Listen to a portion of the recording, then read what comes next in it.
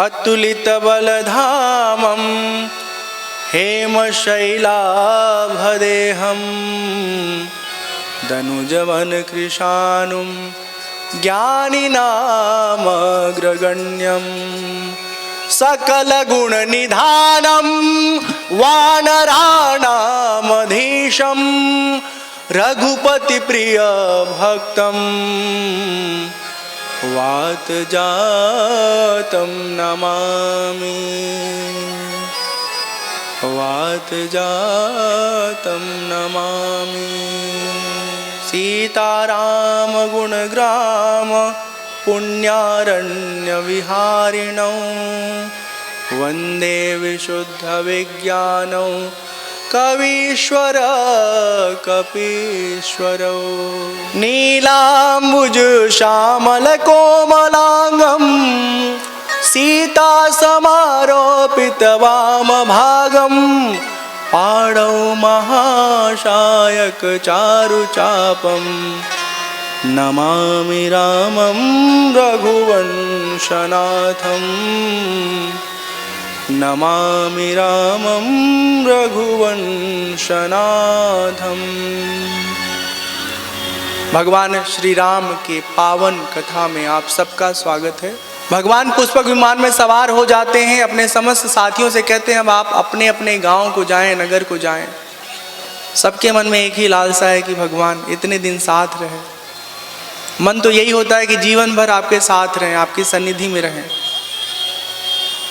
जीवन भर न सही कोई बात नहीं, पर कम से कम अपने राज तिलक उत्सव में तो हमें शामिल करिए। कितना अच्छा लगेगा जब आपको लोग राजा बनाएंगे, नए राजा के तौर पर आप सबके सम्मुख आएंगे। उस उत्सव में हमें शामिल कर लीजिए। भगवान मुस्कुराते हैं और सबको आमंत्रित करते हैं। सबके सब लोग पुष्पक विमान में बैठ जाते हैं। पुष्पक विमान की खासियत विशेषता ये है कि उसमें एक सीट, एक यात्री की जगह हमेशा बची रहती है। भगवान पुष्पक विमान को आदेश देते हैं कि अयोध्या की ओर प्रस्थान करें आप। इधर अयोध्या में भरत जी एक एक क्षण भगवान के इंतजार में व्यतीत कर रहे हैं।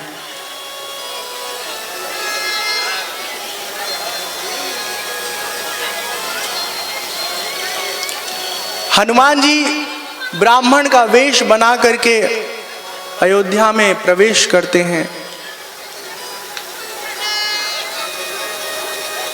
मन में अनेक प्रकार का विचार हनुमान जी के उठ रहा है और साथ ही साथ अयोध्या की स्थिति को देख रहे हैं। भरत जी के पास हनुमान जी पहुंचते हैं और उन्हें समाचार देते हैं। कहते हैं जासु बिरह सोचहूं दिन राति रटहूं निरंतर गुण गण पाती। जासु बिरहु सोचहूं दिन राति रटहूं निरंतर गुण गण पाती। रघुकुल तिलक सुजन सुखदाता आयऊं कुशल देव मुनि त्राता।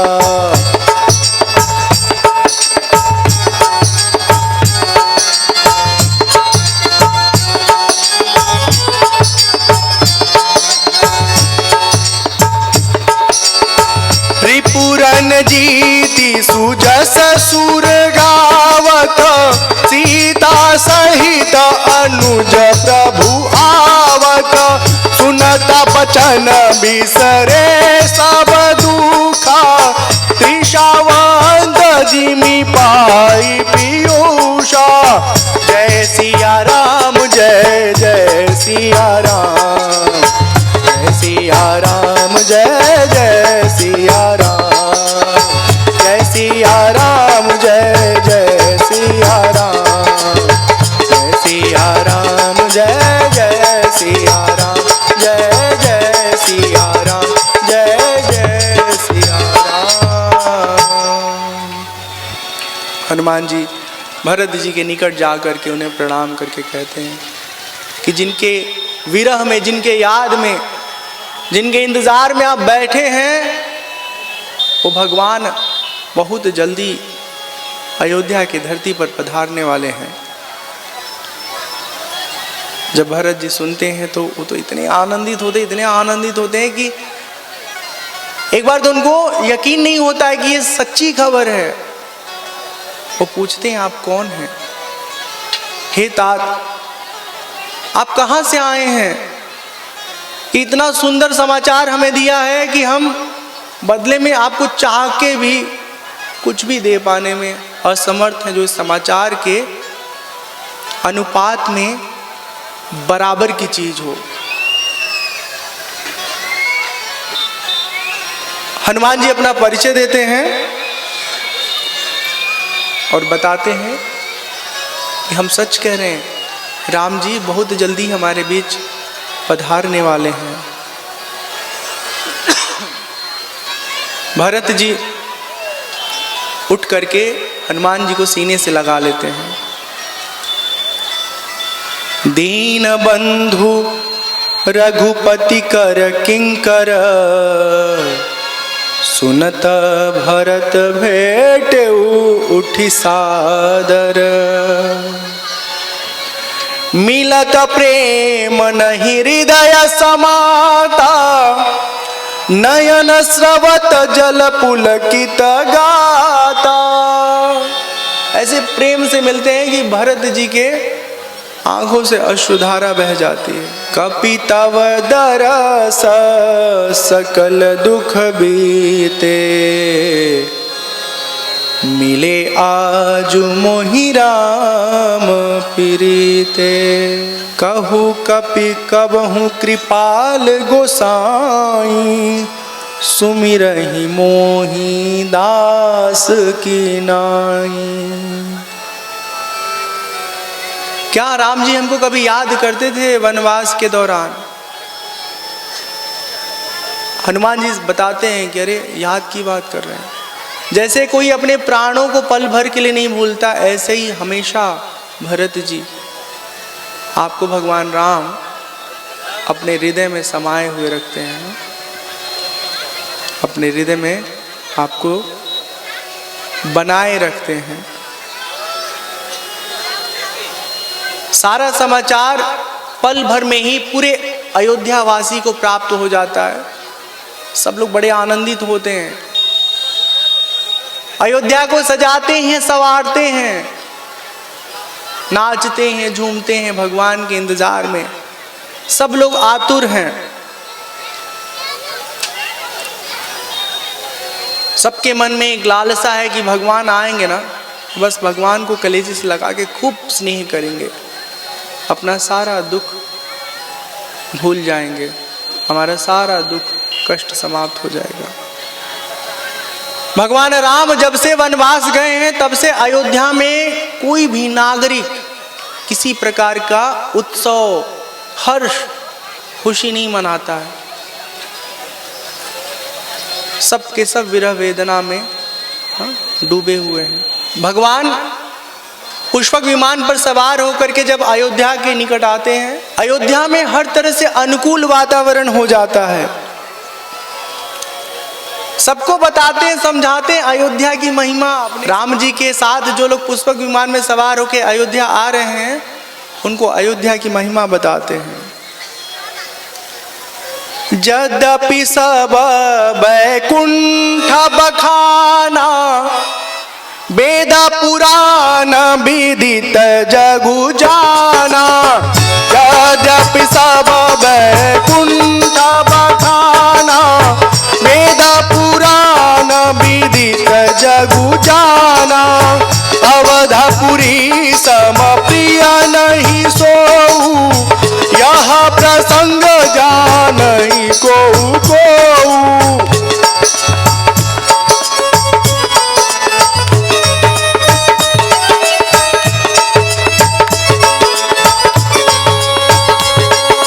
जन्मभूमि मम पुरी सुहावनी, उत्तर दिशि बह सरजू पावनी।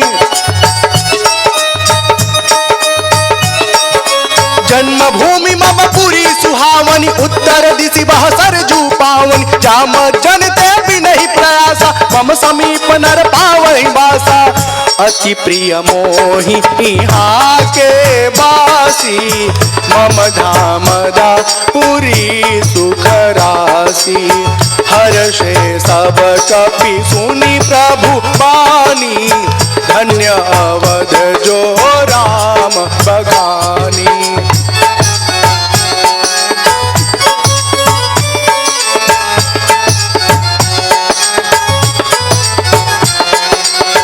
जय सिया राम, जय जय सिया राम, जय सिया राम, जय जय सिया राम, जय सिया राम, जय जय सिया राम, जय सिया राम, जय जय सिया राम, जय जय सिया राम, जय जय सिया राम।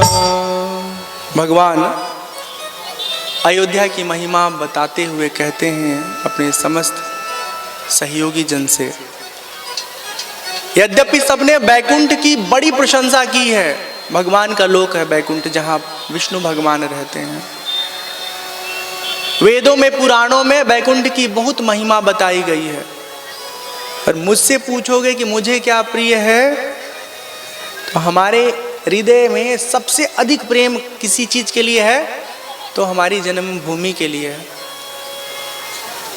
हमारे अयोध्या के लिए हमारे हृदय में बहुत प्रेम है। और इतना ही नहीं, जो कोई भी अयोध्या के साथ सट करके प्रवाहित होने वाली सरयू जी में स्नान करता है, वो हमारे अति निकट वास प्राप्त करता है, निवास करता है। सबसे सुंदर बात यह है कि भगवान कहते हैं अयोध्या प्रिय है, अयोध्या बहुत प्रिय है, और अयोध्या के वासी वो और भी प्रिय हैं। अति प्रिय मोहि, अति मतलब अत्यधिक, अति प्रिय मोहि इहाँ के वासी, मम धाम दा पुरी सुख राशि। यहाँ के लोग हमको बहुत प्रिय हैं, हमारे इस जन्मभूमि में जो कोई भी रहता है उसको किसी तरह का कोई कष्ट नहीं होता। भैया ये बात तो हम अपनी आंखों से देखे हैं। जब हम अपने गुरु आश्रम में रहते थे, हमारा गुरु आश्रम अयोध्या जी में है, लोमस ऋषि आश्रम नाम है उस आश्रम का। एक दिन में अयोध्या के भीतर 3-3, 4-4, 5-5 भंडारे होते हैं। कहाँ से इतना व्यवस्था आता होगा, हरि जाने। हाँ, किसी को कोई समस्या नहीं, खाने का, रहने का, कपड़े का, हर तरह से सब लोग वहाँ सुखी हैं आज भी।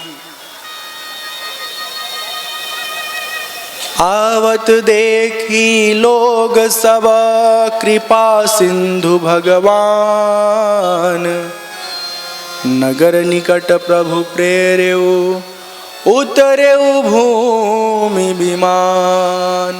भगवान पुष्पक विमान को आज्ञा देते हैं कि अब अयोध्या की धरती पर आप उतरें। पुष्पक विमान धीरे से धरती पर उतर जाते हैं, और इस अवसर पर बड़े बड़े ऋषि, संत, महात्मा, राम जी की माँ कौशल्या जी, कैकेयी जी, लक्ष्मण जी की पत्नी, भरत, शत्रुघ्न जी, सब लोग जो है वहाँ पर भगवान की प्रतीक्षा कर रहे हैं। जब भगवान पुष्पक विमान से उतरते हैं, भगवान देखते हैं भरत का शरीर एकदम दुबला पतला कृश हो गया है। वामदेव वशिष्ठ मुनि नायक, देखे प्रभु मही धरि धनु सायक। गुरुजनों को जब देखते हैं, अपने धनुष को किनारे रख के प्रणाम करते हैं। भरत को अपने सीने से लगा करके उन्हें बहुत स्नेह देते हैं। परे भूमि नहीं उठता उठाए, बर करी कृपा सिंधु उरलाए, श्यामल गात रोम भय ठाढ़े, नवराजीव नयन जल बाढ़े। जैसे रोआ खड़ा करते हैं ना, ऐसे हो जा, कभी कभी ऐसे भाव आते हैं मन में, इमोशन आदमी के जागृत होता है कोई भावुक क्षण पर, ये रोआ रोआ खड़ा हो जाता है। ऐसी स्थिति हुई है। भरत जी राम जी के चरणों में गिर जाते हैं प्रणाम करते हुए, उठते तक नहीं है, जबरदस्ती राम जी बलपूर्वक उठाते हैं और अपने कलेजे से लगाते हैं। शत्रुघ्न जी लक्ष्मण जी को प्रणाम करते हैं, एक एक करके सब लोग प्रणाम करते हैं, सबसे मिलते हैं। अयोध्या के लोगों में ये लालसा है कि ये भगवान काश हम ही आपके सीने से लग के ना आपको मिल पाते, आपको प्रेम कर पाते, आपको स्नेह कर पाते। भगवान यहाँ पर अपने प्रभाव से ढेर सारा रूप धारण कर लेते हैं। ये बात केवल राम जी को मालूम है और किसी को नहीं मालूम है। और पल भर में ही सबके कलेजे से लग करके भगवान सबको स्नेह करते हैं, सबको प्रेम देते हैं। छन मही सब ही मिले भगवाना, उमा मरम यह काहू न जाना। किसी को भी ये मर्म मालूम नहीं चला। भेटेउ तनय सुमित्रा राम चरण रति जानी, राम ही मिलत कैकेयी हृदय बहुत सकुचानी, हृदय बहुत सकुचानी। सुमित्रा जी वर्षों बाद आज अपने पुत्र से मिलती हैं, बहुत आनंद आता है। कैकेयी आज भगवान से मिलने आई हैं, अंदर ही अंदर उनको बड़ी लज्जा हो रही है, बड़ा संकोच हो रहा है। भगवान उन्हें सांत्वना देते हैं कि हे माँ, आप निसंकोच होकर के हमसे मिलिए, किसी तरह के संकोच की ज़रूरत नहीं है। आपको लगता होगा कि आपके वजह से ये सब कुछ हुआ, राम का वनवास, राजा दशरथ का देहांत, पर सच ये नहीं है। सच तो ये है कि जो हम चाहते हैं वही होता है। अपने समस्त सासुओं से सीता जी मिलती हैं, उनको प्रणाम करती हैं।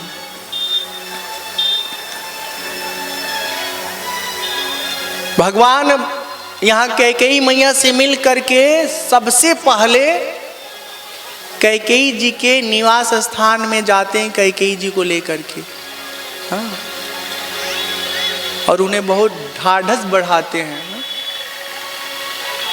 उन्हें ये विश्वास दिलाते हैं और कि हे माँ, जो आपके मन में चल रहा था कि कहीं मेरे अंदर आपको लेके कोई दुर्भाव तो नहीं है, ऐसा बिल्कुल न सोचें आप।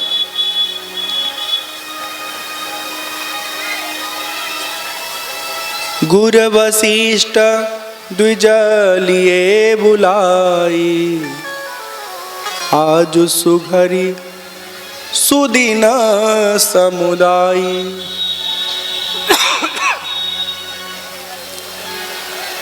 वशिष्ठ गुरु जी सबसे कहते हैं कि आज सबसे सुंदर दिन है, सबसे अच्छा समय है।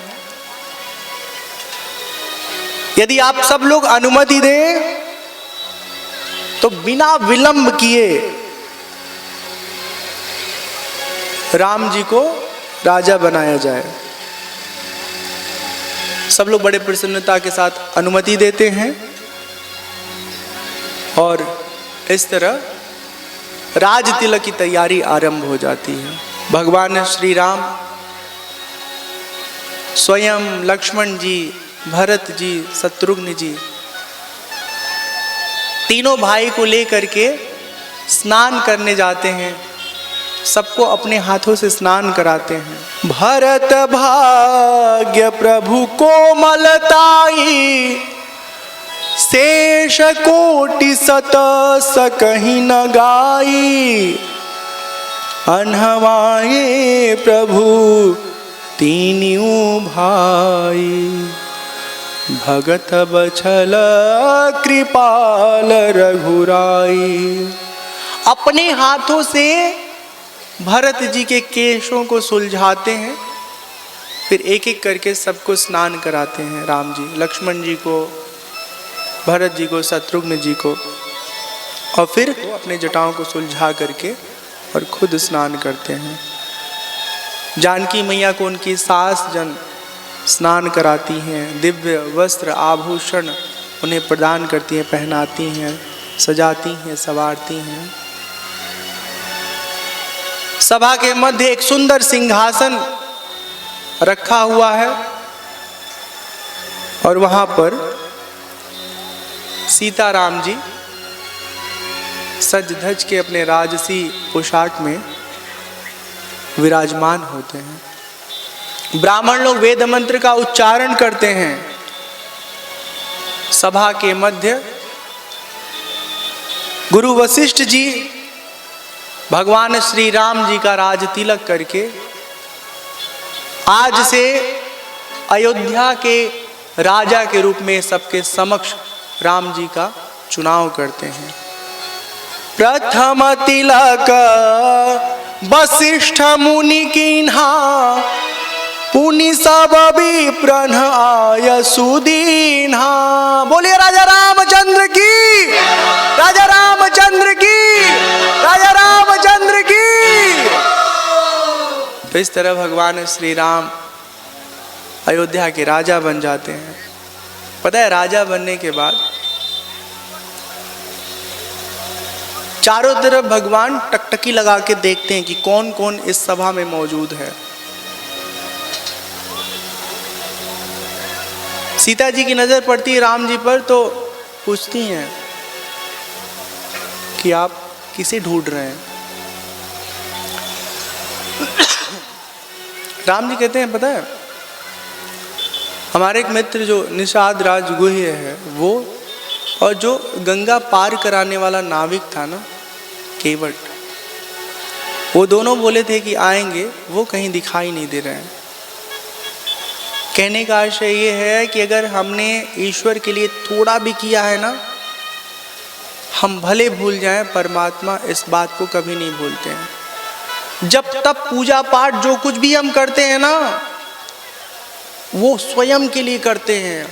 हमें लगता है कि हम जल चढ़ा रहे भगवान को, ये सही भी है, लेकिन उस जल चढ़ाने से भगवान को कुछ फर्क नहीं पड़ने वाला है। मतलब ऐसा नहीं कि भगवान पतले हैं तो आपका जल पी के मोटे हो जाएंगे, गला सूख रहा है तो गला तर हो जाएगा, ऐसा कुछ नहीं है। वो जैसे हैं वैसे हमेशा बने रहते हैं। लेकिन जब हम जल चढ़ाते हैं, हम भगवान की पूजा करते हैं, हमारा चित्त शुद्ध होता है, हमारा मन सुंदर होता है, और उस सुंदर मन में परमात्मा हमें अनुभव होते हैं। जब राज तिलक का उत्सव संपन्न हो जाता है, भोजन आदि का कार्य संपन्न हो जाता है, तब अगले दिन सबसे मिल करके भगवान कहते हैं कि अब आप सब लोग अपने अपने गांव को जाइए। आपके घर में भी लोग इंतजार कर रहे होंगे ना, कोई आपकी दुल्हन होगी, कोई आपका बच्चा होगा, कोई आपका भैया होगा। तो आप उनके मध्य जाइए, उन्हें आनंदित करिए, उन्हें सहयोग प्रदान करिए। एक बात आप समझ लीजिए कि कई बार हमारे मन में ये भ्रम रहता है कि सब कुछ छोड़ के गंगा किनारे चले जाएं या किसी पहाड़ पे चले जाएं तो भगवान हमको बड़े आसानी से मिल जाएंगे। अगर ऐसा किसी को लग रहा है तो कल ही अपना झोला उठाए और 15 दिन गंगा जी के किनारे रह के आए। हम लोग अभी गए थे गंगा जी के किनारे, हाँ, बटेश्वर धाम, बटेश्वर ना, हाँ, वहाँ कमरा वमरा भी बना हुआ है, जाइए रह के आइए। अब पहाड़ पे रहना तो हमारे पास चले आइए, ठीक है। कहीं जाने से भगवान मिल जाएंगे ये जरूरी नहीं है। अपने घर परिवार की जिम्मेदारी निभाते हुए भी आपको भगवान प्राप्त हो सकते हैं। बस उसके लिए जरूरी है कि अपने जिम्मेदारियों का निर्वाह करते हुए अपने भीतर भगवान को याद करते रहिए, उनके नाम का सुमिरन करते रहिए। सब लोग चाहते हैं भगवान के पास ही रह जाए। अब जैसे हम किसी तीर्थ स्थल पे गए, बड़ा अच्छा लगा, वृंदावन, मथुरा, चाहे अयोध्या या काशी, अब कोई बाबा जी हैं, कोई आश्रम है, कोई मंदिर है, अब मन में तय कर लिया कि अब घर नहीं जाना, यहीं रहना है। तो घरवा में जो आपकी वजह से 2-4 बच्चा कच्चा आया है लोग, उनको कौन संभालेगा? हाँ, आप वहां रह जाइए और यहाँ ये सब पे पे पे पे रेडियो चलाते रहे, कैसे काम चलेगा? हाँ, और सबसे बड़ा बच्चा तो दुल्हन का उसका पति होता है, और पति का बच्चा उसकी पत्नी होती है। हाँ, इसलिए अपने घर में ही रह के भजन करिए। हाँ, कहीं जा करके आप, ये बात हम इसलिए कह रहे हैं क्योंकि राम जी भी सबको कह रहे हैं कि आप अपने अपने घर जाइए, अपनी जिम्मेदारी का निर्वाह करिए।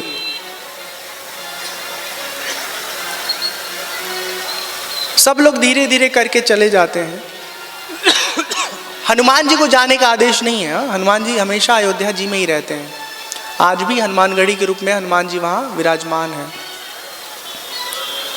आखिरी में धीरे से अंगद जी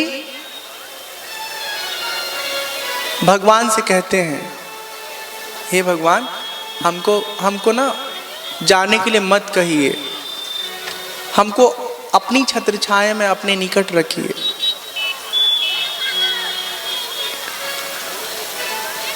मोरे तुम प्रभु गुरपी तुमाता, जाऊ कहाँ तजी पद जल जाता। तुम ही विचारी कहूँ नर नाहा, प्रभु तजी भवन काज मम काहा। हे भगवान, हमारे आप गुरु पिता माता सब कुछ हैं, आप खुद बताइए, आपको छोड़ करके हम अपने घर में जाएं, वहाँ हमारी क्या आवश्यकता है? अंगद जी जो बात कहते हैं ना, देखिए, जब प्रेम होता है किसी से ना, तो हर कीमत पर आदमी साथ चाहता है, साथ चाहता है, ठीक है ना। बात बात पे भड़क करके ही नहीं कहता है, हाँ हम अपने नैहर चल जाए, वहाँ बनैया खैया अकेले रहिया। हाँ, जब प्रेम नहीं हुआ तभी ये बात कहेगा आदमी। हाँ, और अगर प्रेम होगा तो रुवत रुवत कहेगा। ठीक है, हम खाली एक बात को बार बार समझाना चाहते हैं, आपसे कहना चाहते हैं, निवेदन करना चाहते हैं। हमने ना गांव में जिंदगी जिया है, ठीक है ना। जब हम 5वीं में पढ़ रहे थे तब तक अपने गांव में रहे, उसके बाद शहर में आ गए। शहरों में ना बवाल जब होता है तो जल्दी पता नहीं चलता है, अंदर का बात चुपचाप मारा गया, झगड़ा हुआ, लड़ाई हुआ, ज़्यादा आवाज़ नहीं होता है। गांव में तो बहुत जोर जोर हल्ला होता है। जिसके घर में मर्द मेहरारू में लड़ाई होता है, आजू बाजू लगता है भूकंप आ गया है। हम इसलिए ये बात बता रहे हैं कि हमने देखा है कई लोग अपनी पत्नियों को मारते रहते हैं, झगड़ा करते रहते हैं, धमकाते रहते हैं। ऐसा पाप कभी मत करिएगा। अपने परिवार को धमकी देना, डराना, मारना, हाथ छोड़ना, ऐसा मत करिएगा आप लोग। आप सबसे हाथ जोड़कर विनती है, ये बहुत बहुत बहुत खराब एक कर्म है। अंगद जी कहते हैं, नीच टहल गृह के सब करी हूँ, पद पंकज बिलो की भवतरी हूँ। अस कही चरण परेउ प्रभु पाही, अब जनिनाथ कहूँ गृह जाहि। हे राम जी, आपसे हम सच्चे मन से कह रहे हैं कि आपके घर का छोटा छोटा काम हुआ ना, वो सब हम करेंगे। बस अपने घर में हमको रहने का अवसर दीजिए, हमें यहाँ रहने दीजिए, हम आपके ही साथ रहना चाहते हैं। राम जी कहते हैं, हे अंगद, देखो तुम्हारे चाचा राजा हैं किष्किंधा के, हाँ सुग्रीव ना, तुम्हारी माँ है, तो जाओ उनके कार्यों में हाथ बटाओ, और जब कभी तुम्हें हमारी याद आए तो हमारे पास चले आओ। हाँ, ये अपना घर समझो, लेकिन अपनी जिम्मेदारी छोड़ करके यहाँ पड़े रहोगे, ये उचित नहीं है। इस तरह भगवान समझाते हैं। और अंगद जी भगवान को प्रणाम करके सबके समान वो भी अपने नगर को चले जाते हैं। राम जी के राज्य में ऐसा सुंदर वातावरण है कि किसी को कोई कष्ट नहीं है, किसी से किसी का कोई विरोध नहीं है, सब लोग आनंदित हैं, सब लोग प्रसन्न हैं। भगवान श्री राम, एक दिन की बात है, अपने नगर के बहुत सारे लोगों को आमंत्रित करते हैं और एक खुला संवाद करते हैं। कहते हैं कि आज हम आप सबसे कुछ महत्वपूर्ण बिंदुओं पर बात करना चाहते हैं, और सब लोग ध्यान लगा के सुनिए इस प्रसंग को। ये एक ऐसा प्रसंग है कि पिछले 8 दिनों में जो कुछ भी आपने सुना उसकी पुनरावृत्ति हो जाएगी, ठीक है। आध्यात्म का जो सार है ना, सुनने को प्राप्त होगा अभी के प्रसंग में। हाँ? जीवन का उद्देश्य क्या है। एक बार रघुनाथ बोलाए, गुर द्विजपुरवासी सब आए। बैठे गुर मुनि अरु द्विज सज्जन, बोले बचन भगत भव भंजन। सुनहु सकल पुरजन मम बानी, कहु न कछु ममता उर आनी। सबसे भगवान कहते हैं, जो गुरुजन हैं, ब्राह्मण लोग हैं, गांव के लोग हैं, अपने राज्य के लोग हैं, कर्मचारी हैं, अधिकारी हैं, सबके सामने कहते हैं कि मैं अभी जो कुछ भी आपको बताने जा रहा हूं उसमें कोई मेरा मोह नहीं है, कोई हमारा स्वार्थ नहीं है। नहीं अनीति नहीं कछु प्रभुताई, सुनहु करहु जो तुम ही सोहाई। इसमें मैं अपनी कोई प्रभुता नहीं दिखाने जा रहा हूं, आप सुन लो और आपको जो ठीक लगे वैसा करिएगा। सोई सेवक प्रियतम मम सोई, मम अनुशासन मानई जोई। भगवान कहते हैं वही लोग मुझे प्रिय हैं, वही मेरे अच्छे सेवक हैं जो मेरी आज्ञा में रहते हैं, ठीक है। तो पहला नियम क्या है, भगवान के लिए अगर आपके मन में उनको पाने की, उनसे मिलने की चाह है तो आप हम सब लोग अनुशासन में रहें। अनुशासन समझते हैं, जीवन का वो ढंग जिससे कहीं किसी को शिकायत करने का बेवजह मौका नहीं मिलता है। वो चाहे समय पर सोना हुआ, समय पर उठना हुआ, समय पर भोजन करना हुआ, समय पर भोजन पकाना हुआ। हाँ, जैसे हमको अगर ट्रेन पकड़ना है तो एकदम टाइम पर हम लोग घर से निकलते हैं ताकि ट्रेन छूटे ना। हाँ, उसी तरह दूसरा भी जो कार्य करना एकदम समय पर उसको करे। हाँ? और संतुलित रूप से।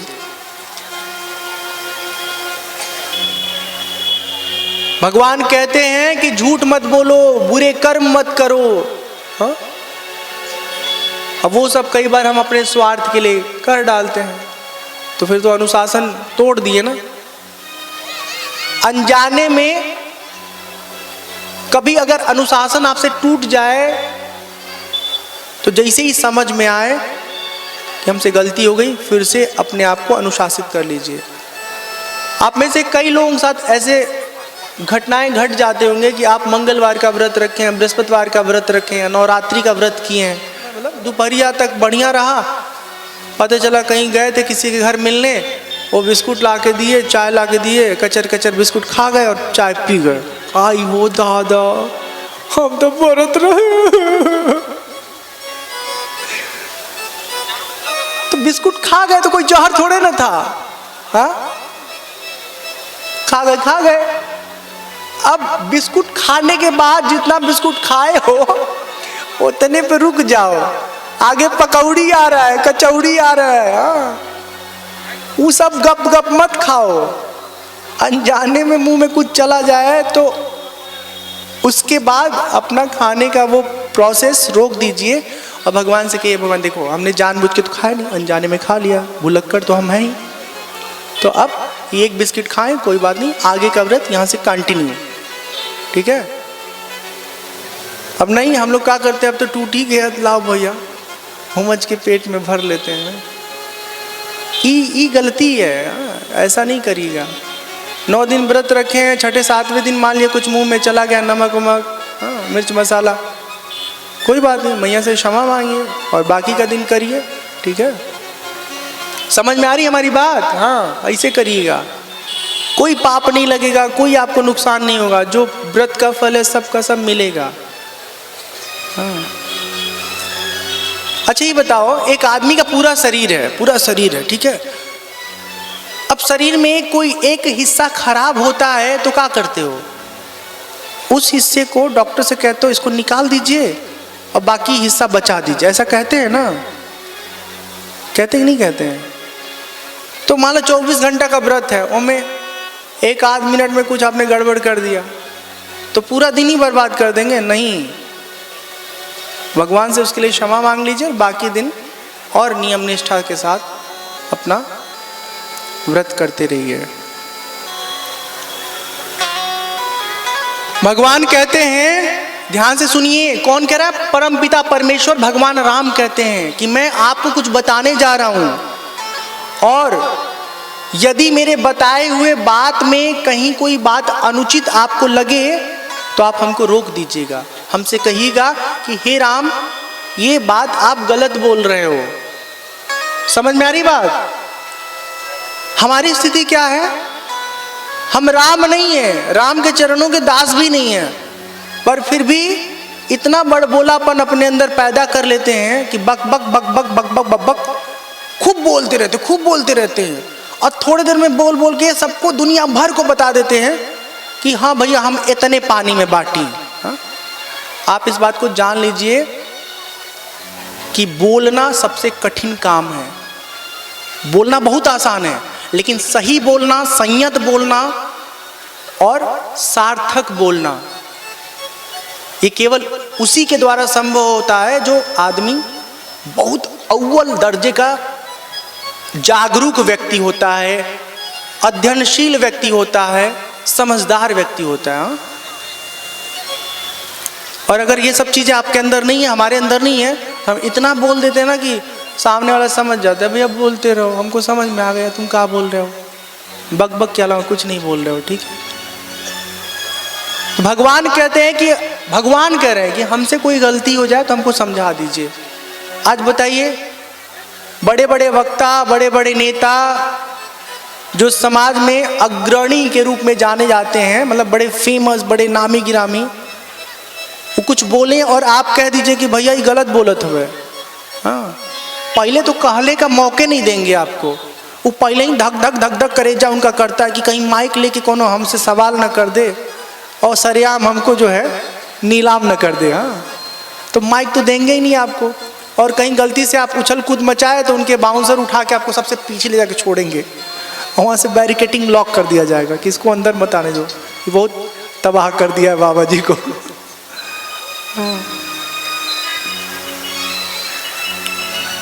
देखिए, जो अंदर से ना सच में भरा होगा, मजबूत होगा ना, वो कहेगा कि हम आपसे बात कर रहे हैं और आप हमसे बात करिए। अधिक से अधिक क्या होगा, आप कोई सवाल करिएगा, उसका उत्तर हमको नहीं मालूम होगा, यही होगा ना।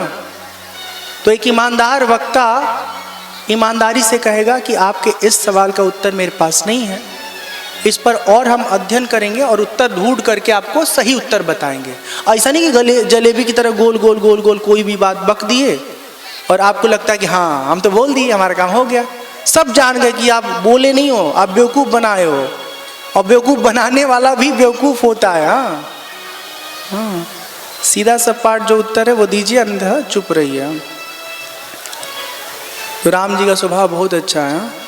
राम जी कहते हैं, ध्यान से सुनिए क्या कहते हैं, अब जरूरी बात। बड़े भाग मानुष तनु पावा, सुर दुर्लभ सब ग्रंथ निगावा, साधन धाम मोक्ष कर द्वारा, पाई न जहीं परलोक सवारा, सो परत्र दुख पावई, सिर धुनि धुनि पछताई, काल ही कर्म ही ईश्वर ही मिथ्या दोष लगाई, एहि तन कर फल विषय न भाई, स्वर्ग स्वल्प अंत दुखदाई।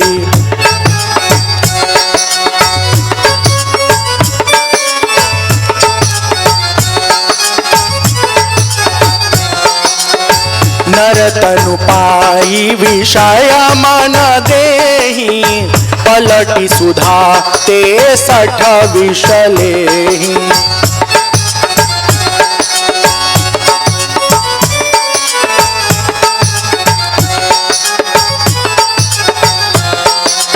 ताहि कबहु भल कहीं जो कोई, गुंजा गहीं परस मन खोई,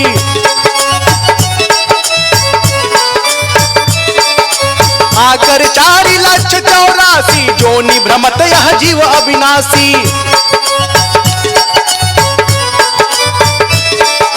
फिरत सदा माया कर प्रेरा, काल कर्म सुभाव गुण घेरा,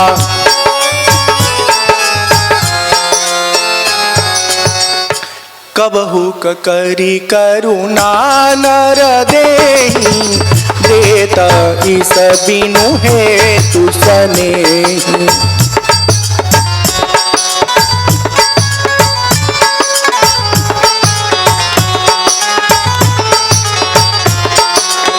नर तनु भव बारिधि कहु बेरो, सन्मुख मरुत अनुग्रह मेरो,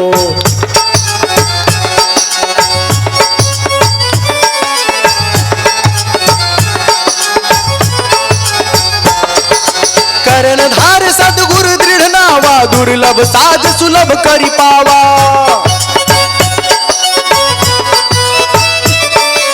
जय सिया राम, जय जय सिया राम, जय जय सिया राम, जय जय सिया राम,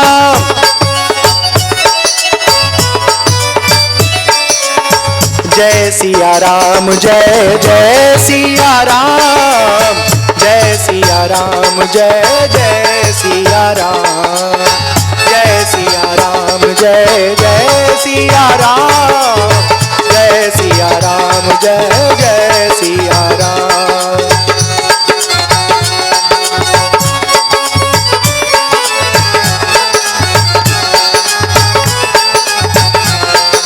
जय सिया राम, जय जय सिया राम, जय सिया राम, जय जय सिया राम,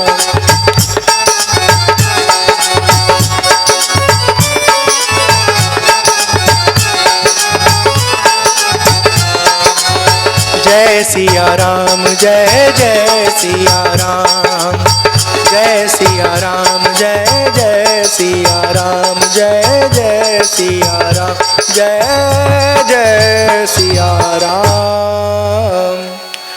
सियावर रामचंद्र की जय, पवन सुत हनुमान की जय।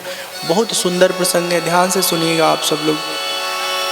भगवान कहते हैं, बड़े भाग मानुष तनु पावा, सुर दुर्लभ सब ग्रंथ निगावा। ये जो मनुष्य तन मिला है ना, ये जब बहुत भाग्य हमारा बनता है तब जाकर के हमको मनुष्य का ये शरीर प्राप्त होता है। मनुष्य मतलब स्त्री और पुरुष दोनों। और इस शरीर में आकर के हम शरीर के अंदर रहने वाले जो जीव हैं, सदा सदा के लिए जन्म मरण के चक्र से खुद को छुड़ा सकते हैं। अतः हम सबको ये चाहिए कि अपने आप को जाने समझे, अपने भीतर के मोह माया को जितना हो सके दूर करें, खत्म करें, भगवान की भक्ति से अपना जीवन ओतप्रोत करें और जन्म के इस आवागमन के चक्र से ना सदा सदा के लिए खुद को छुड़ा लें। और जो ऐसा नहीं करता है फिर पता है भटकता रहता है, संसार के आवागमन में, संसरण में आता रहता है, जाता रहता, आता रहता, जाता रहता है। अब मनुष्य योनि में आ गए तब तो बहुत अच्छा है, बुद्धि है, विवेक है। हाँ, पैसा नहीं है तो घास फूस काट के जंगल से और बांस वास लगा के अपने लिए छत भी बना लेते हैं, दीवार भी बना लेते हैं और उसमें रह लेते हैं। और फिर अगले जन्म में क्या होगा कुछ नहीं मालूम कि मनुष्य ही हम होंगे। कहीं मान लो चिड़िया हो गए, चिड़िया भी घोंसला बना लेती है। मान लो गैया हो गए, गैया कैसे घोंसला बनाएगी, गैया अपना घर बना पाती है। भैंसिया हो गए, हंसी आ रही है, हाँ हंसिए मत, यही सच्चाई है। आप भागवत कथा सुने हैं? भागवत कथा में महाराज भरत की एक कथा आती है। राजा थे, घर से निकलते हैं, जंगल में जाके तपस्या करते हैं। एक दिन की बात है, हिरणों का झुंड आता है जलाशय में जल पीने के लिए। तब तक सिंह दहाड़ता है और सबके सब भाग चले जाते हैं, भाग जाते हैं। उसमें एक हिरनी के पेट में बच्चा था। वो बच्चा भूमिष्ठ हो जाता है, अर्थात जन्म ले लेता है। अब जान बचाने के चक्कर में तेजी में रहती है उसकी माँ, बहुत दूर चली जाती है, लेकिन बच्चा वहीं पड़ा रह जाता है। कुछ देर बाद वहां वो जो महाराज भरत राजा थे, घर परिवार छोड़ करके वहां गए थे तपस्या करने के लिए, उनकी दृष्टि उस पर पड़ जाती है। कुछ कार्य के लिए आए होंगे जलाशय के निकट, अब उनको बड़ी दया आती है। उस बच्चे पर उनको इतनी दया आती है कि उसको अपने साथ अपनी कुटिया लेके चले जाते हैं। फिर उसके लिए दूध का प्रबंध करते हैं, उसके भोजन की व्यवस्था करते हैं, फिर उसको अपने साथ रखने लगते हैं। धीरे धीरे धीरे धीरे बड़ा हो जाता है, उसे मोहब्बत हो जाता है, प्यार हो जाता है अपने बच्चे जैसा। ठीक, धीरे धीरे राजा जो भरत जी हैं, महाराज भरत, वो बुढ़ापे में आ जाते हैं। अब क्या होता है, अब उनको भी मालूम है कि धीरे धीरे हमारा एक दिन ऐसा समय आने वाला कि प्राण खत्म हो जाएगा, शरीर से प्राण निकल जाएगा। बार बार उसी को सोचते हैं, हमारे नहीं रहने पर इसका क्या होगा, हे भगवान इसका क्या होगा, बेचारा बच्चा, बच्चा बड़ा हो चुका है। लेकिन जैसे हमारे अम्मी पापा मम्मा, क्या हमारा बच्चा, बच्चा भले 50 साल का हो गया, हमारा बच्चा, अरे 5 साल 8 साल 10 साल 15 साल तक बच्चा बच्चा है। हाँ, उसके बाद काहे का बच्चा, कोई बात सुनता है बच्चे की तरह, अकड़ के बतियाता रहता है। जवन लइका अकड़े ओके तुरंत घर से अलगे करिए, जा जा तू बाहर अपन खेते में छान छावा, वहीं रह सब अकर ढीला हो जाई, और जब ढील हो जाइए तो यह घरे। हाँ, बस लड़ने भिड़ने का काम ही मत रखिए। वो मरते मरते ना उस हिरण के बच्चे को इतना याद करते हैं कि उनकी चित्त में ना हिरणाकार वृत्ति हो जाती है, और जब उनका शरीर शांत होता है तो अगले जन्म में हिरण बनते हैं। हाँ, ये कथा मैं इसलिए सुना रहा हूँ कि जो बात आपको बता रहा हूँ उसमें शास्त्र प्रमाण देता है। और हिरणमा जब मरता है ना तो इतना राजा जी को याद करता है कि अगले जन्म में राजा बन जाता है, और आगे फिर आगे दोनों लोग मिलते हैं। ठीक है, जिसको कथा मालूम है उसको बधाई, जिसको नहीं मालूम है वो जाके यूट्यूब पे सुन लेगा। ठीक है, क्योंकि वही कथा सुनाएंगे तो फिर पता चला कि भागवत कथा चल रहा है, राम कथा पूरा नहीं हुआ, भागवत शुरू हो गया। कभी कभी भागवत कथा को इसलिए हम थोड़ा बहुत प्रसंग वहाँ से लेकर के यहाँ साझा करते हैं ज़रूरत पड़ने पर, कि बातें समझ में आ जाए।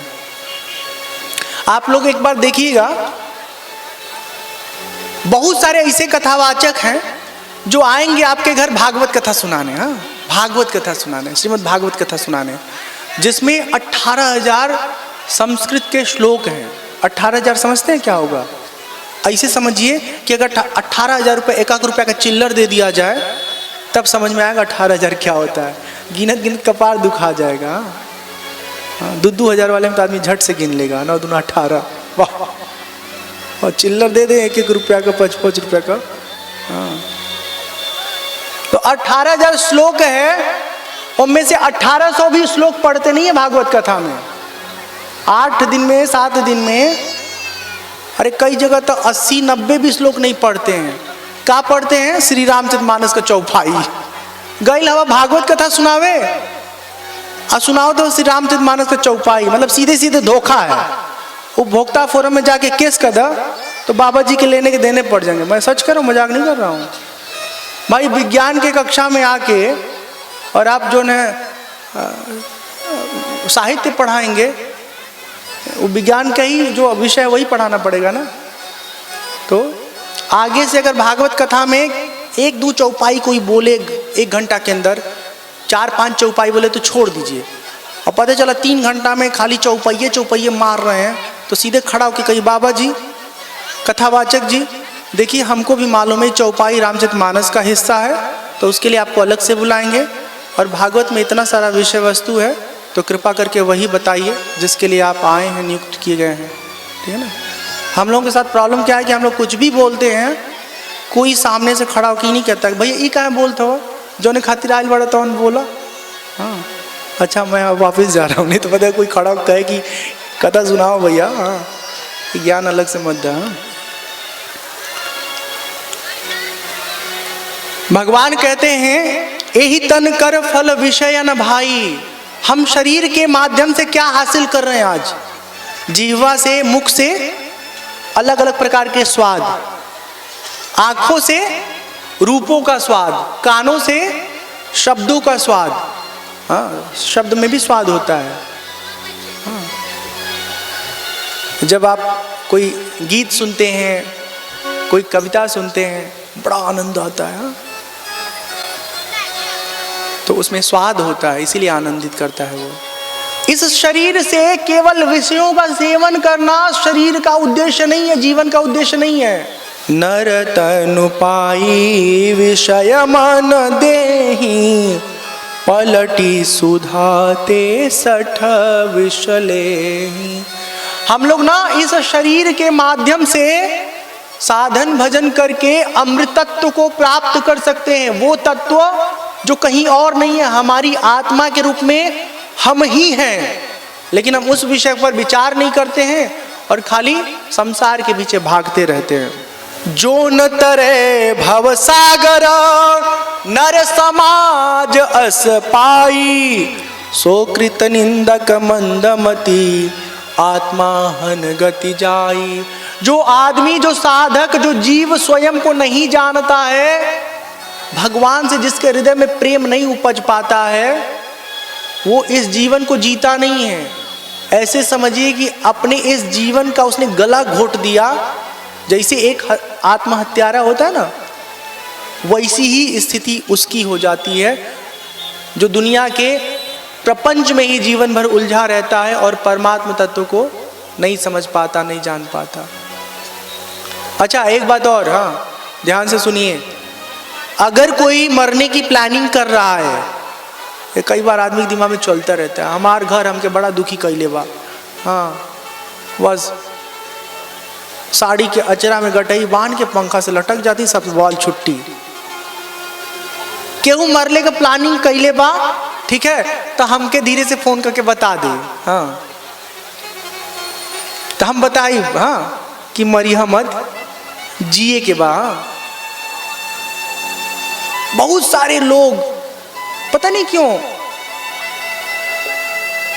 खुद को ही मार डालते हैं।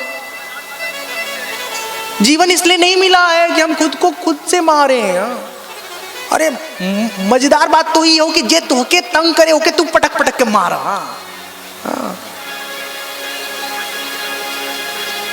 और आजकल तो मारने का बहुत सारा तरीका भी है। डंडा लाठी रिवॉल्वर से नहीं, कानून में जा करके उनके खिलाफ, हाँ उनके कुकृत्यों के लिए रिपोर्ट कराइए, फिर देखिए वो उनकी क्या हाल होती है। मिर्चा लगल गाल हो जाई, मिर्चा लगल हाल हो जाई। हाँ उछल कूद होत रही, फिर आगे कहिए देवी देवता हमें क्षमा कर दीजिए, माफ कर दीजिए।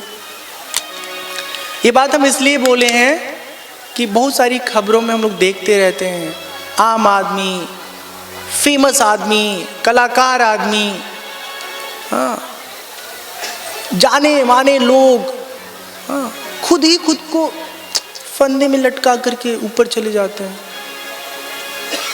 आत्महत्या करने वाला आदमी सबसे बड़ा ना निकम्मा आदमी होता है।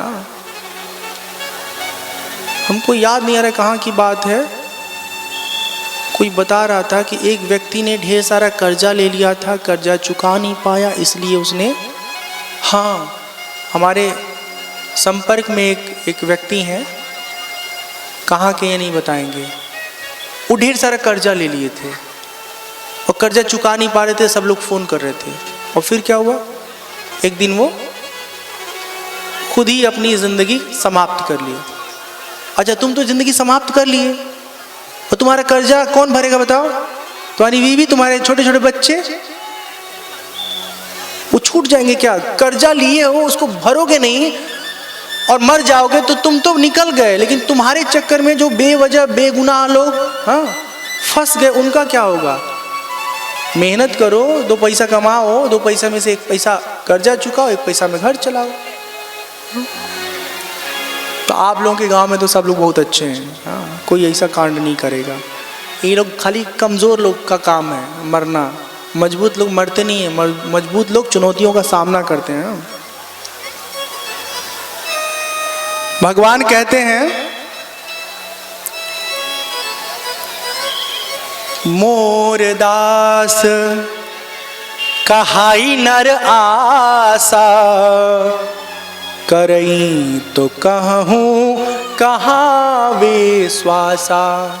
यदि स्वयं को भगवान का भक्त मानते हैं आप, तो आप केवल अच्छे से जिंदगी जिए, अच्छा कर्म करें, बाकी जो भी जरूरी होगा सब परमात्मा आपके लिए करेंगे, ठीक है? लेकिन हमारी हालत क्या है? हम न भगवान में भरोसा रखते हैं, न अपने आप पे भरोसा रखते हैं। जाते हैं मंदिर में, कहते हैं हे हनुमान जी हम बहुत कष्ट में हैं, बस कष्ट दूर कर देते बड़ी कृपा होती। हनुमान जी कहते हैं आदमी तो अच्छा है, इसका कष्ट दूर करते हैं। तब तक क्या होता है, चले जाते दुर्गा जी के पास, हे दुर्गा जी हम बहुत परेशान हैं, क्या करे कुछ समझ में नहीं आता। हनुमान जी कहते थे अब तू गईलू देव दुर्गा जी के पास तो जाओगे समारिए। भाई आदमी, जैसे आपने कहा हमको भूख लगी है, हमने कहा ठीक है कुछ व्यवस्था करते हैं, तब तक आप पहुंच गए उनके पास। हमको दिख गया कि तब उमेश के पास गई बाटे, कहते हैं हमार हालत खराब बा, भूखे छटपटात हैं। हम कहा मुकेश से कुछ दे दिए। जब तक मुकेश तैयार होते हैं, जब तक दुर्गा जी कहते ठीक है कुछ प्रबंध करते हैं, तब तक पता चला कि चले गए शनि देव जी के पास। हमारी बात समझ में आ रही है? हमारे अंदर निष्ठा नहीं है, हम लोग अपने मतलब के लिए 7 घर भीख मांगते रहते हैं। जबकि सच ये है कि जिसको आप प्रेम करते हैं, जिस परमात्मा के स्वरूप को, चाहे कृष्ण को, राम को, हनुमान जी को, शिव जी को, दुर्गा जी को, जिसको भी करते हैं, बस उनके साथ लिपट जाइए, उनको छोड़िए मत, आपके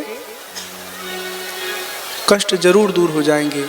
हाँ, लेकिन उन लोगों से जरूर सावधान रहिएगा जो ठेकेदारी करते हैं। हमारे पास आओ, हम तुम्हारे कष्टों को हटा देंगे, हरण कर लेंगे। हाँ, कुछ नहीं होता है, खाली आप लोगों के जेब का माल निकाल लेते हैं और बाकी आपको खाली खोखा बना के कहते हैं सीताराम, जाओ मस्त रहो। एक बात आप अच्छे से जान लीजिए कि भगवान और भगवान के भक्त के बीच में कोई दूसरा व्यक्ति टिक ही नहीं सकता, कोई नहीं टिक सकता। अब ऐसे समझो कि अगर आपको कुछ ज़रूरत है और अपने दादा से, अपने माई से चाहते हो कि वो उसे पूरा कर दें, और तू अपने सहेली से, अच्छा पड़ोसन से कहवावा, कहते जी भी हमारे माई से कह भी कि हम क्या हई चाहें, हमारे नियर माई तो दू झावड़ मारी। हाँ, ये पगलो जब तू के चाहें तो हम से कह ले तू। हाँ, वो का हमार लागली कि उनका बात हम सुनब, तू तो हमारी बेटी हो, बेटा हुआ, तो आज बात हम सुन भी लेंगे ना, ठीक है।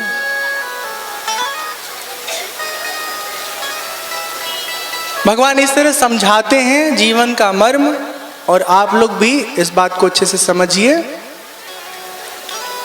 ये भगवान जो बता रहे हैं कि संसार में ही मत फंसे रहिए, अपने जीवन के कार्यों को करते हुए खूब भगवान को भजिए, याद करिए, उनको जानने के लिए खूब कथा का श्रवण करिए। और संक्षेप में भगवान कौन है? भगवान कहीं दूर देश में नहीं बैठे हुए हैं, भगवान सबके घट घट में, हृदय में, कण कण में विराजमान हैं। कहीं मत जाइए, नहीं दिखते तो कोई बात नहीं, इस बात पर विश्वास करिए कि वो हमारे अति निकट हर पल मौजूद रहते हैं।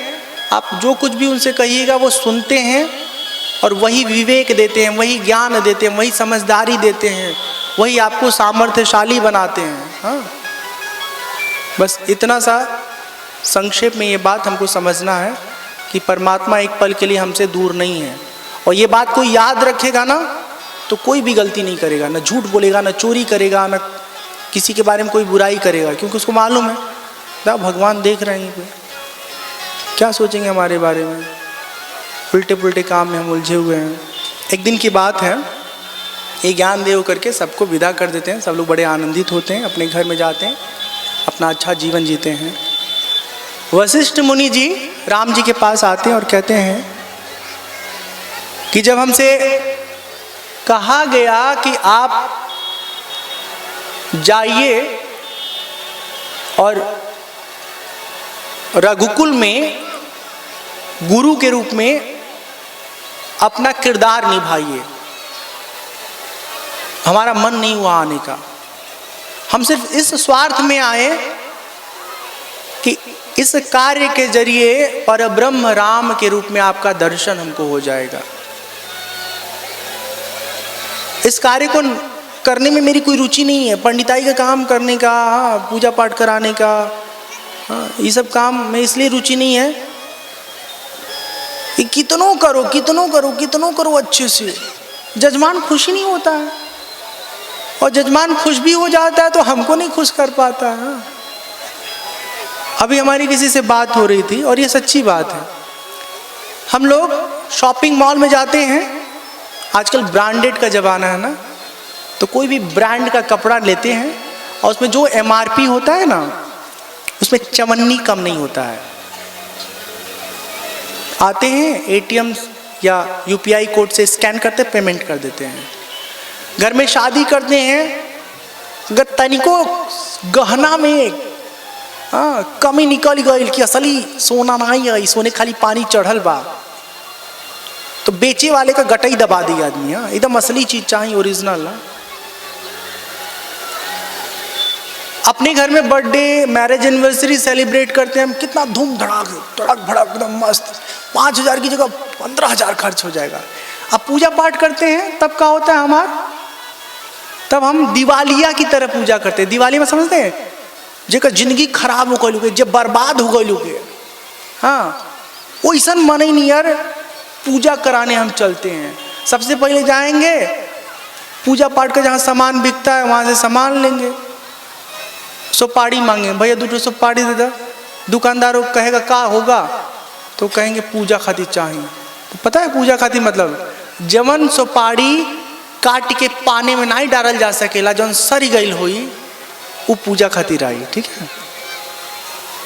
जवन कपड़ा कहीं नहीं बिकी वो कपड़ा पूजा खातिर आ जाई। हाँ, सरल गलल जितना फालतू चीज रही है सब पूजा पे चढ़ाई है, और सोचिए भगवान हमके रातों रात करोड़पति बना दे। हाँ, भगवान कहने बेटा उल्लू बना लो मेरे को, ठीक है, आओ तब तुम्हारा हिसाब किताब हम करेंगे। सब कुछ हम ही दिए, और जब हमार बारी आयला तो तू कंजूस हो गईला। हाँ, उल्लू बनाओ तो हमके, ठीक बा, भोगियापन करम फल। तो ये सब चतुराई नहीं करिए, ठीक है। हम ही नहीं कहते कि 75 रुपये का जाके फालतू टाइप का सफ़ेद सफ़ेद कपड़ा ला के चढ़ाओ और कह दे पंडित जी के धोती समझ के पहन ले, धोती समझ के धोती है अब पहनब। हाँ, उससे अच्छा 25 रुपये का बढ़िया रूमाल छोड़ कर दे दो, जैसे मुंह पोछे गर्मी में तो उनकी नीक लागे। बेलौजी के पीस रखाइल बा 5 साल पूरा ना, लाल लाल एकदम, अब पंडित सोच लेगा जंगिया बनवा लेते।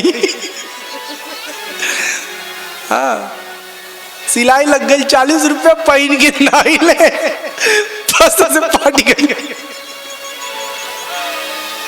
अब पार्टी तो उनके मुंह में से कहाँ निकला लो भाई।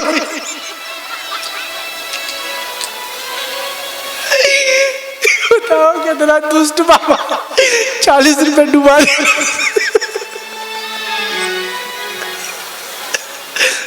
ठीक है, तो हंसने के लिए नहीं बता रहे हैं, ये समझदारी हमारे भीतर आ जाए कि जब देखो पंडित लोगों का जीवन देख लो। मैं फिर कहूँगा, जो पंडित सच में वेद पाठी है, पढ़ा लिखा है, शिक्षित है, हाँ बेचारा दूसरा काम नहीं चुना उसने ये सोचा कि और काम में तो बहुत सारे लोग लगे ही हुए हैं, अगर हम कर्म कांड नहीं कराएंगे तो कौन कराएगा। तो उसने चुना कि वो आपको पूजा पाठ की सर्विस देगा, आपके घर आता है 3 घंटा 4 घंटा, खुद ही असिस्टेंट भी बनता है, खुद ही आचार्य भी बनता है, क्योंकि हर जगह इतना पेमेंट मिलता नहीं ना कि असिस्टेंट लेके जाएं। खुद ही फूल सजाएगा, सब सामान मिलाएगा, छोटे छोटे कटोरी में लगाएगा, फिर 3 घंटा पूजा करेगा, और कहीं 2 घंटा पूजा होगा। और फिर जाते समय आदमी कितना देत हुई आजकल, 101 रुपया, 151 रुपया। गांव में मतलब 250 रुपये मिल जाए तो भी ठीक है। हाँ, गांव में कमाई कम होती है, लेकिन शहर वाले लोग भी इतने कंजूस होते हैं, इतने कंजूस होते हैं, सक्षम होने के बाद भी ऐसा कसमसा के पैसा दे ले लोग की पूछो मत। हम ये बात सिर्फ इसलिए कह रहे हैं कि आप सोचो ना, उनके घर में भी तो उनकी पत्नी है, उनकी बेटी है, बेटा है, वो कहाँ पढ़ेंगे, कौन स्कूल वाला फ्री में पढ़ाएगा। आपसे जो पाते हैं वो अपने बच्चों की पढ़ाई लिखाई पर ही तो खर्च करते हैं। हाँ, और कहीं और अगर खर्च करें, पकड़ में आ जाए, तो फिर उनसे पूजा पाठ कराना बंद कर दीजिए, ठीक है। हाँ, कोनो पंडित अगर गुटखा खा, सिगरेट पिए, तो उनसे पूजा कतई मत कराइए, कतई मत कराइए, कतई मत कराइए। हाँ, और अगर कोई ना मिले तो मजबूरी है, फिर कराओ, जिससे मर्जी उससे कराओ। अगर ऐसे नियम आप लोग लगा दोगे तो कितना बताओ, सोचो कई पंडित लोग हाँ गुटखा खाइल बंद कर देंगे। हम ये बात इसलिए कह रहे हैं कि बहुत लोगों को मैंने देखा है गुटखा खाते हुए। जैसे हमारे कथा में हम सबसे पहले ही फ़ोन करके बोल देते कि अगर गुटखा खाते हो तो कथा में बाजा बजाने मत आओ। हाँ, तो और बाकी चीज़ के लिए तो एकदम जगह ही नहीं है। हम लोग काम अच्छा करते हैं और आचरण बहुत बहुत खराब रखते हैं, तो उस काम को करने का फ़ायदा क्या हुआ बताइए, कोई फ़ायदा है? तो वशिष्ठ जी कहते हैं कि सब काम करने में हमारा मन नहीं था, लेकिन हमको ये फ़ायदा दिखा कि परब्रह्म का दर्शन हुआ, इसलिए हम ये काम करने चले आए। तो अब हमको जो है आपसे बस इतना कहना है, ये प्रभु नाथ एक बर मांगऊं, राम कृपा करि देहूं, जन्म जन्म प्रभु पद कमल, कबहू घटे जनिने हूँ। हे परमात्मा, जन्म जन्म में जब जब मेरा मनुष्य रूप में जन्म हो, तब तब आपके चरणों में प्रेम बना रहे। सोचो, परब्रह्म हैं, बहुत बड़े राजा हैं। गुरु वशिष्ठ जी उनसे ही नहीं करें कि हमको 5 बीघा जमीन दे दीजिए, हाँ 100 ठो गैया दे दीजिए, ऐसा कुछ नहीं मांगते हैं। जो सच में अच्छे लोग होते हैं ना, वो संसार की चीज़ें कभी नहीं मांगते, उसके लिए लालायित नहीं होते हैं। संसार की चीज़ें जो है ना, जो किस्मत में है वो खुद ब खुद आएगा, वो अपने आप मिल जाएगा। अगर कुछ कठिनाई से मिलने वाली चीज़ है तो वो है हरि कृपा, परमात्मा की सन्निधि, उनका अनुभव। ठीक है, भगवान अपने गुरुदेव को, वशिष्ठ जी को, उनका मन माफिक वरदान देते हैं और फिर गुरुदेव प्रणाम करके अपने स्थान को चले जाते हैं। भगवान अपने नित्य क्रिया में, राज्य के देख रेख में व्यस्त हो जाते हैं और बड़े सुंदर तरीके से अपने नगर के लोगों का पालन करते हैं, सबका ख्याल रखते हैं। भगवान भोलेनाथ पार्वती जी को यही कथा सुना रहे हैं। वो कहते हैं, गिरिजा सुनहु भी सदा यह कथा, मैं सब कही मोरी मति जथा।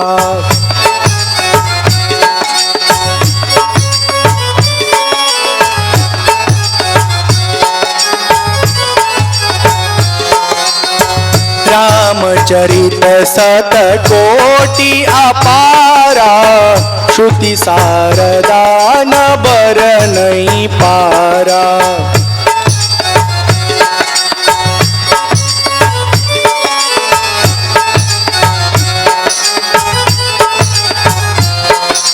राम अनंत अनंत गुमानी, जन्म कर्म अनंत न मानी।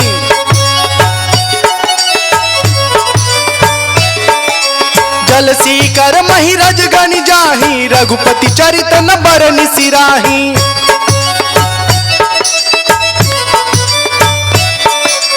विमल कथा हरि पद दायनी, भगति होनी सुनी अनपायनी।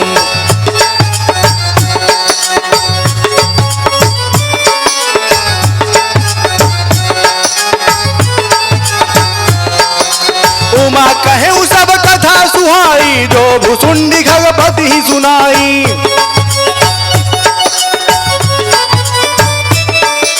कछुक राम गुण कहे बखानी, अब का कहूँ सो कहूँ भवानी।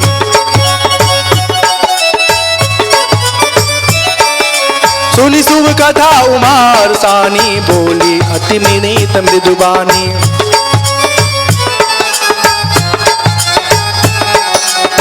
धन्य धन्य मैं धन्य पुरारी, सुनिउ राम गुण भव भयहारी।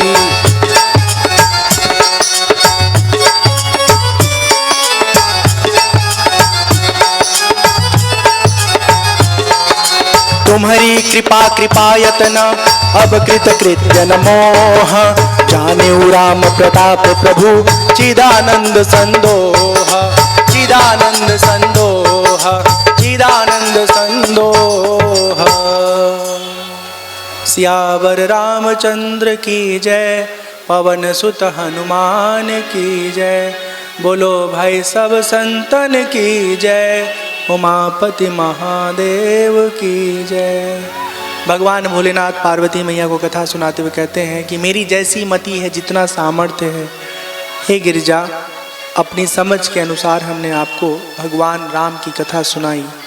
और राम जी एक दो नहीं है, अनंत कालों में, मतलब राम जी का जन्म जो है एक ही दो नहीं है, अलग अलग कालखंडों में अनंत राम जी का जन्म हुआ। उन जन्मों में उन्होंने अनेक प्रकार की लीलाएं की, कभी कुछ कम, कभी कुछ ज़्यादा, कुछ अलग अलग परिस्थितियाँ, अलग अलग कालों में जो भगवान के भक्त हैं, जो लेखन कार्य में समर्थ हैं, उन्होंने भगवान के उस जन्म की कथा लिखी। भक्त लोग उसे गाते हैं, पढ़ते हैं, सुनते हैं, सुनाते हैं। परमात्मा की ये पवित्र कथा जब हम सुनते हैं तो हमारे हृदय में भक्ति का प्रादुर्भाव होता है, भक्ति प्रकट होती है। पार्वती जी शिव जी से कहती हैं, हे भगवान, आपने जो भगवान की कथा सुनाई, उस कथा को सुन करके धन्य धन्य हो गया जीवन हमारा, राम जी की कथा सुन करके। आपके कृपा से अब हमारे भीतर न कोई मोह है, न कोई संदेह है। परमात्मा के शुद्ध स्वरूप निराकार रूप का मुझे ज्ञान हो गया है। इस तरह कह के पार्वती जी शांत हो जाती हैं, बहुत आनंदित हैं। भवसागर को पार करना यदि हम चाहते हैं तो उसके लिए राम कथा में बताया हुआ ज्ञान एक बहुत दृढ़ नौका के समान है, जिसके सहारे हम इस संसार सागर से सदा सदा के लिए खुद को पार कर लेते हैं।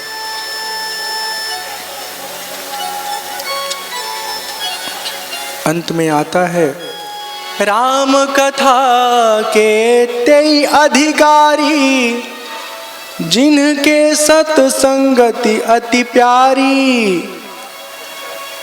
राम कथा वही लोग सुनने में समर्थ होते हैं, समझने में समर्थ होते हैं, वही लोग पात्र हैं राम कथा के, जो संतों का साथ करते हैं, संतों से प्रेम करते हैं,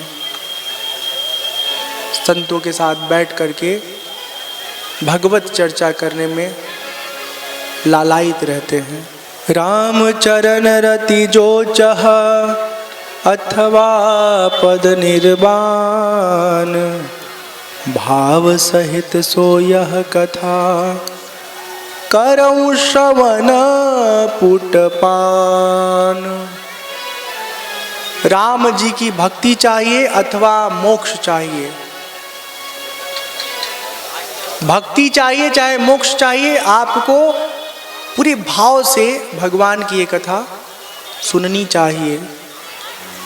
राम कथा गिरिजा में बरनी, कलिमल समनी मनोमल हरणी। राम कथा कलिकाल के प्रभाव से, राम कथा कलिकाल के प्रभाव से जो हमारे चित्त पर एक आवरण पड़ा हुआ है, हमारे जीवन में जो अंधकार भरा पड़ा है, उन सबको समाप्त कर देता है। मैं कृतकृत्य भयूं अबा, तव प्रसाद विश्वेश, उपजी राम भक्ति दृढ़, बीते सकल कलेश। पार्वती मैया कहती हैं, राम जी की कथा के प्रभाव से हमारे जीवन का समस्त क्लेश दुख समाप्त हो गया है। परमात्मा के चरणों में हमारी प्रीति बहुत सुदृढ़ हो गई है। आगे महिमा का बखान आता है, पाई न केहि गति पतित पावन, राम भजि सुनु सठ मना, गनिका अजामिल व्याध गीध गजादि खल तारे घना। बहुत सारे लोग हैं जो भगवान की कृपा पा करके सदा सदा के लिए देह के बंधन से, मन के बंधन से अपने आप को छुड़ा लिए, मुक्ति प्राप्त कर लिए। रघुवंश भूषण चरित यह नर कहीं सुनहि जे गावहीं, कलिमल मनोमल धोई बिनु सम राम धाम सिधावहीं। भगवान राम के इस चरित्र से अगर कोई कुछ भी बातें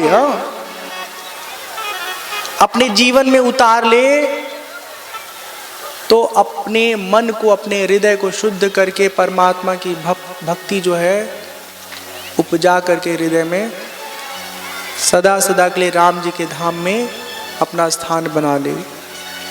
सतपंच चौपाई मनोहर जानी जो नर उर धरे, दारुण अविद्या पंच जनित विकार श्री रघुवर हरे।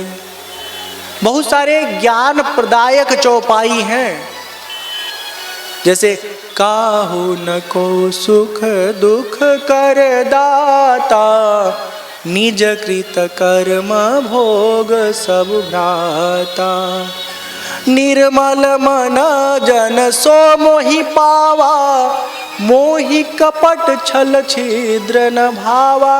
ऐसे जो ज्ञान प्रदायी चौपाई हैं, उनमें से 5-7 चौपाई अपने जीवन में शामिल कर लिया जाए, याद कर लिया जाए, और उसमें जो बताया गया है उस अनुसार अपने जीवन को जिया जाए।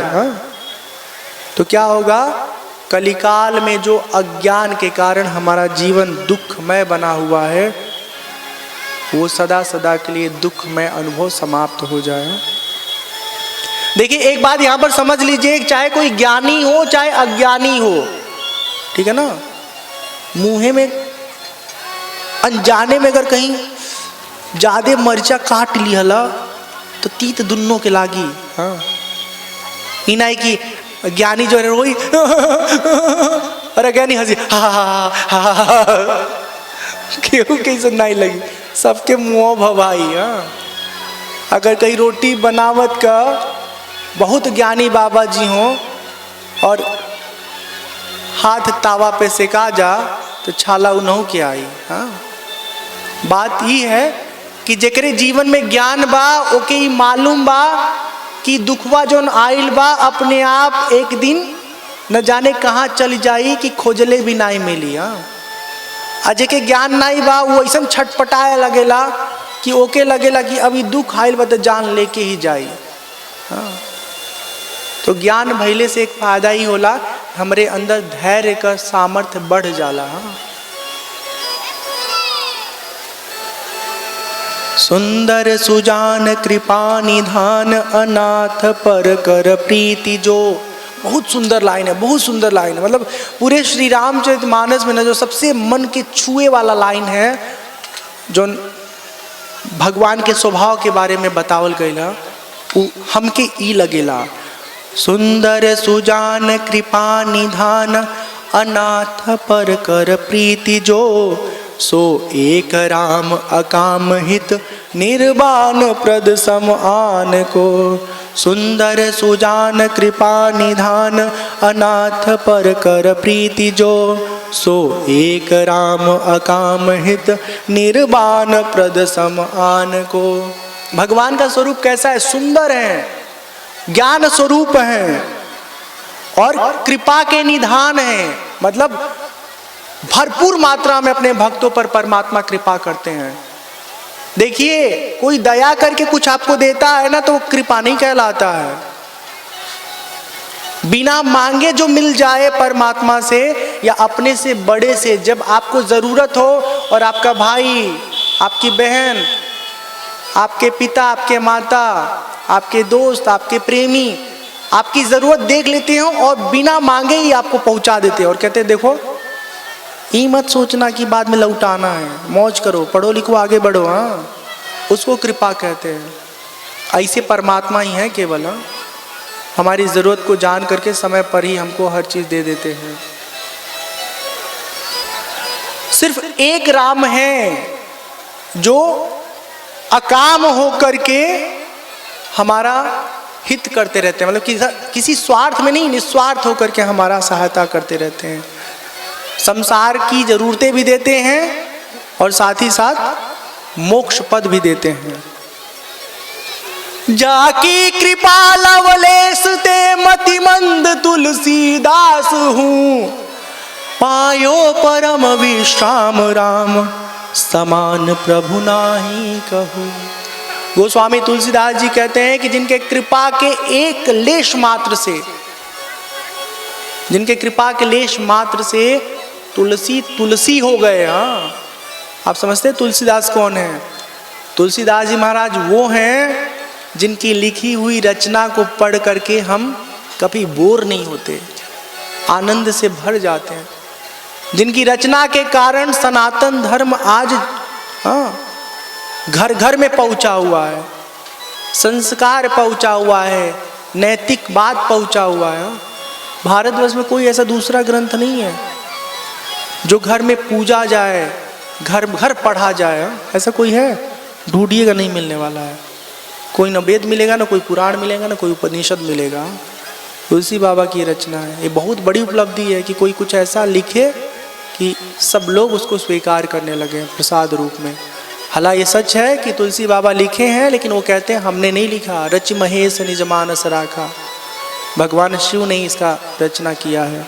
तुलसी बाबा कहते हैं मौसम दीन नदी रहिता तुम समान रघुवीर। मौसम दीन नदीना, मौसम दीन नदी नहिता तुम समान रघुवीर। अस विचारी रघुवंश मणि हरहु विषम भवभीर। मेरे जैसा दीन दुखी कोई नहीं है, असहाय कोई नहीं है प्रभु, और आप जैसा कोई कृपालु नहीं है, आप जैसा दीनों का भला चाहने वाला कोई नहीं है। हे परमात्मा, हे राम, कृपा करके हमारे जीवन की विषमताएं, दुर्वासनाएं, कमियां सब खत्म कर दीजिए, हर लीजिए। और एक निवेदन और है, कामी ही नारी पियारी जिमी, लोभी प्रिय जिमी दाम, तिमी रघुनाथ निरंतरा, प्रिय लागहु मोहि राम। जैसे कोई कामी व्यक्ति है ना, तो उसको स्त्री या स्त्री को पुरुष बहुत ज्यादा ना अपनी ओर खींचते हैं। कोई बहुत लालची व्यक्ति है ना, तो खाली पैसे में ही डूबा रहता है। जो ये तीव्रता है ना, ऐसी तीव्रता मेरे अंदर भर दीजिए, ताकि मेरा मन हमेशा हमेशा हमेशा आपसे प्रेम करता रहे, आपको चाहता रहे। पुण्यम पापहरम सदा शिवकरम, विज्ञान भक्ति प्रदम, माया मोहमलापहम, सुविमलम प्रेमाम्बुपूरम शुभम। श्रीमद् रामचरित्रमानसमिदं भक्त्यावगाहन्ति ये, ते संसार पतंग घोर किरणै, दह्यन्ति नो मानवाः। यह श्री रामचरितमानस पुण्य प्रदान करने वाला बहुत सुंदर ग्रंथ है। पापों का हरण कर लेता है, जीवन में सदा मंगल प्रदान करता है, हमारे लिए मंगलकारी है, हमें ज्ञान प्रदान करता है। माया मोह जो हमारे मन में आके बसा पड़ा है, उसका शमन कर देता है। जो कोई भी भक्ति भाव से प्रेम पूर्वक श्री रामचरितमानस को पढ़ता है, सुनता है, अपने जीवन में उतारता है, उसको कभी भी संसार का ताप, कलिकाल का प्रभाव प्रभावित नहीं कर पाता है। तो ये है महिमा। इति श्रीमद् रामचरितमानसे कलि सकल कलि कलुष विध्वंसने सप्तम सोपान समाप्त। बोले श्याम रामचंद्र की, श्याम रामचंद्र की, श्याम रामचंद्र की। आरती श्री रामायण जी की, कीरति कलित ललित सियपी की।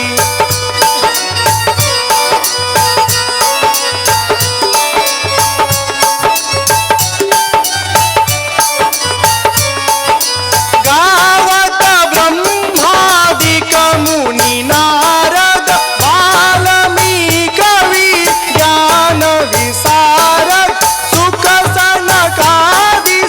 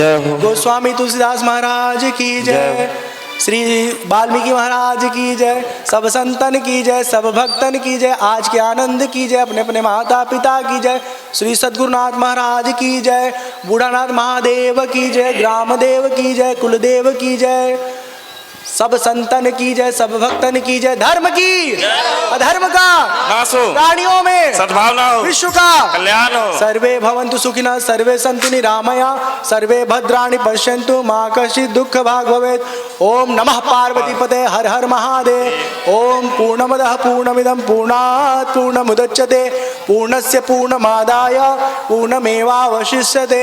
ओम शांति शांति शांति। हरि ओम। श्री गुरुभ्यो नमः। हरि ओम।